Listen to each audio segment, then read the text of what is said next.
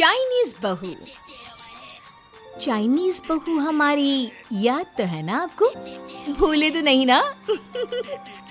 हाँ भाई, थोड़ी देर में ही सही, लेकिन चाइनीज बहू की कहानी आ ही गई। क्या हो रहा है ये देश में? चाइना ने तो आतंक ही मचा रखा है। अरे क्या हो गया? क्यों चाइना को कोसता रहता है? भूल मत, तेरी ससुराल चाइना की ही है। हाँ माँ, पर ये देखना, लड़ाई झगड़े, ये बीमारी, ऊपर से ये देश कितना चालाक है। अंदर न जाने क्या क्या करता रहता है। तभी अंदर से बहू की चिल्लाने की आवाज आती है। अरे क्या हो गया बहू, क्यों चिल्ला रही है? माँ जी, ये देखिए, ये रूस ने यूक्रेन की हालत क्या कर दी है। ऊपर से चाइना में दोबारा लॉकडाउन लग गया है। माँ जी, अब क्या किया जाए? अरे तो तुम लोगों को क्या परेशानी हो रही है, मैं तो यही नहीं समझ पा रही हूँ। वो क्या है ना माँ, हम लोग चाइना जाने की सोच रहे थे। सांगसू के भाई की शादी है। तो क्या? अरे कौन सा उन लोगों के यहाँ भाई घोड़ी चढ़ता है जो बहन काजल लगा कर नेक लगी? माँ जी, उसकी आंखें बहुत छोटी छोटी है, उसमें या तो पुतली रह सकती है या काजल। साले की पुतली निकाल कर काजल लगा दो, अंधा कहीं का। क्या क्या बोले तुम मेरे भाई के बारे में? अरे नहीं नहीं बहू, वो तो बोल रहा था कि तुझे नेग मिल जाएगा। हाँ, बहन है ना तो उसकी। नहीं नहीं माँ जी, मैं सब समझती, ये मेरे भाई का मजाक बनाते रहते। कितना सीधा है मेरा भाई, बिल्कुल छिपकली जैसा। नहीं नहीं बहू, सीधा गाय जैसा होता है। सही पकड़े हैं माँ जी। हाँ, तो मेरे भाई की शादी है, मैं चाइना जरूर जाऊंगी। तभी एक पड़ोसन आ जाती है। अरे नहीं नहीं बहू, तू कहीं ना जा, हम लोगों का मन कैसे लगेगा तेरे बिना। ले बहू, तेरे भाई के लिए ये शॉल रख ले, हमारी तरफ से गिफ्ट कर देना। अरे सब कितने अच्छे हैं। मेरी चाइनीज बहू को कितने प्यार से तुम लोगों ने एक्सेप्ट कर लिया। सच में बड़ी भाग्यशाली हूँ मैं। कैसी बात कर रही है? ये तो हम लोगों के देश की खूबसूरती है कि हर किसी को दिल से अपना लेते हैं, बस वो भी दिल से हमें अपना समझे। कैसी बात कर रही है आंटी जी? मेरे लिए आप सब सासू माँ जैसी ही हैं। मुझे भारत बहुत अच्छा लगता है, ये सबसे अच्छा देश है। मेरा भारत महान। वैसे भी लड़के की शादी जहाँ होती है वो तो वहीं की हो जाती है ना। जीती रे बहू, सही बोल रही है। औरत तो होती ही पानी की तरह है, जो जहाँ जैसे रखे वैसे ही शेप ले लेती है। आंटी जी, ये थोड़ा सा ज्यादा हो गया, समझ नहीं आया। नो प्रॉब्लम, मैं चाय बना कर लाती हूँ। फिर क्या, वो दिन भी आ जाता है जब बेटे बहू को चाइना जाना पड़ता है। वहाँ जाकर बहू का भाई कहता है, मेरे बहन आ गए, मेरे बहन आ गए। मैंने सबको बोला कि सब हिंदी में बात करेंगे, नहीं तो बहन नाराज हो जाएगी। थैंक्स बॉय, हिंदी मेरी भाषा है। अब मुझे उसमें बात करना अच्छा लगता है। आपने जीजा जी से मिलो। ओ बहन, तुम अंदर चलो। सभी बहू को अंदर लेकर चले जाते हैं, लेकिन सांगसू का पति, वो तो बेचारा चाइना के ससुराल के आंगन में अकेला खड़ा रहता है। काफी देर तक जब कोई उसे नहीं पूछता तो वो माँ को घर पर फोन करता है। हाँ बेटा, पहुँच गए ना कुशल मंगल? हाँ माँ, लेकिन सांगसू पता नहीं कहाँ है। वो तो अंदर गई है, तब से बाहर आई ही नहीं। अरे कैसी बात कर रहा है? तो तू अंदर चला जा, तू बाहर क्यों है? अरे दामाद है तू वहाँ का, उन लोगों ने तुझे बिठाया, चाय पानी कुछ नहीं पूछा? नहीं ना माँ। तभी सामने से सांगसू आती है। क्यों आप अभी तक तैयार नहीं हुए?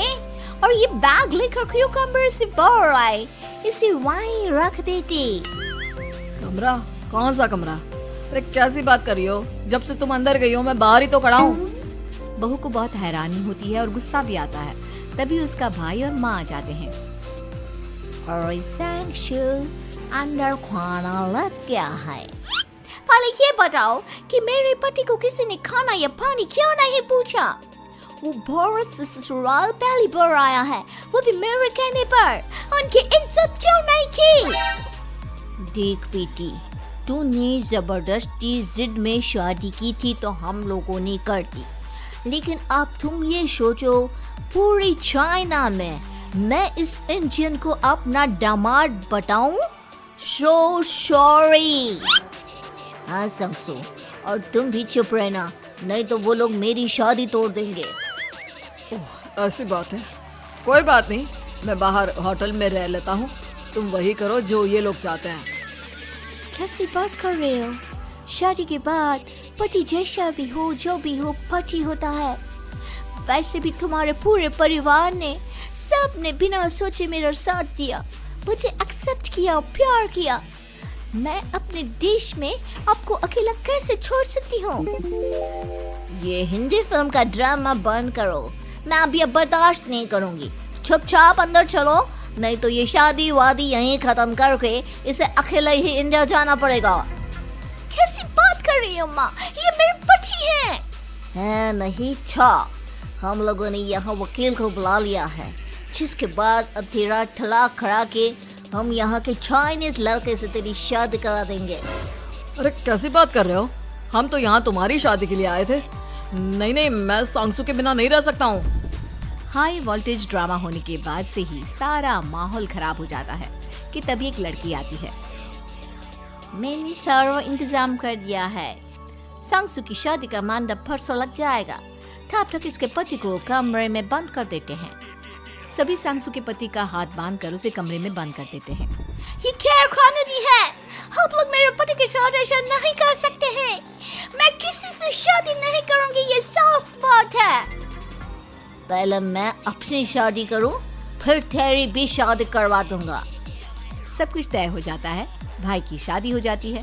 फिर वो दिन भी आ जाता है जब सांगसू की शादी वो लोग जबरदस्ती करने के लिए उसे मंडप पर ले जाते हैं। ऐसा मत करो, ये मेरी बीवी है। मैं किसी से शादी नहीं करूंगी। कैसे नहीं करेगी शादी? शादी तो तेरा बाप भी करेगा। हो, मैं करूंगा शादी। प्लीज कोई मेरी शादी किसी अच्छा औरत से करवा दे। चुप, बिल्कुल चुप।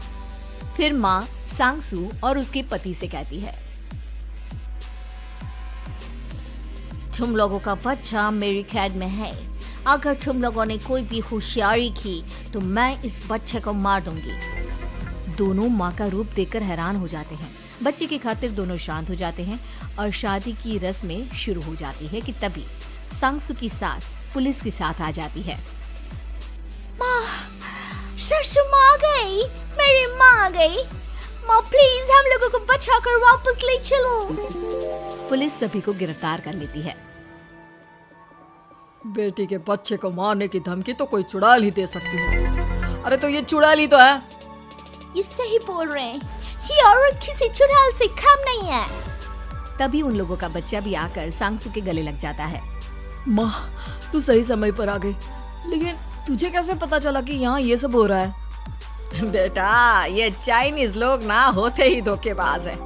इन लोगों पर मुझे भरोसा नहीं था, इसलिए मैंने तेरे फोन को हमेशा के लिए मेरे फोन से अटैच कर दिया था, जिससे तेरे आसपास होने वाली सारी बात मैं सुनती रहूं। उस दिन भी मेरी तेरी बात हो रही थी तो तेरा फोन ऑन था, मैं सब समझ गई थी। मुझे माफ कर दो।